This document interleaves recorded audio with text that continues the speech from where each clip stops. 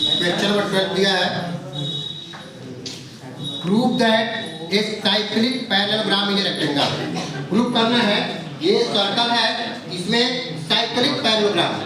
Cyclic parallelogram का मतलब होता है, साइक्लिक का मतलब होता है उसके अपोजिट एंगलों का सम क्या होता है, 180। अब पैरेललोग्राम का मतलब होता है उनके अपोजिट साइड इक्वल और पैरेलल होते हैं। गिवन दिया है ABCD is a cyclic parallelogram, ठीक है। टू प्रूव क्या करना है, ABCD is a rectangle. Proof में लिखेंगे आप ABCD is a cyclic parallelogram. अब साइक्लिक पैरेललोग्राम है, साइक्लिक है और पैरेललोग्राम है। तो साइक्लिक का मतलब opposite side equal, opposite side का सम 180 होता है। अब पैरेललोग्राम है, इसका मतलब अपोजिट एंगल क्या होते हैं पैरेललोग्राम का, इक्वल होते हैं।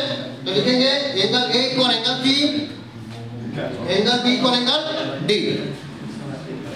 Angle A plus angle C equal 180, A के प्लेस पे C रखेंगे तो angle C plus angle C equal 180।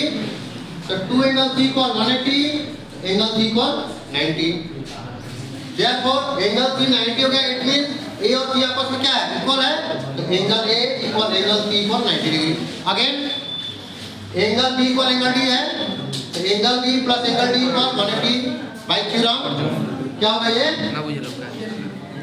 Bye theorem, ये भी क्या होगा बाय थ्योरम। अब बाय थ्योरम हो गया।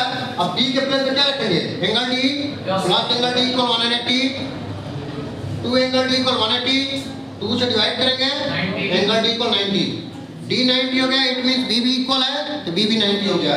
Angle B equal angle D equal 90, ठीक है। अब यहाँ पर दिया है ABCD के साइक्लिक पैरेललोग्राम। अब पैरेललोग्राम है, इट मींस अपोजिट एंगल क्या होंगे आपस में, इक्वल होंगे।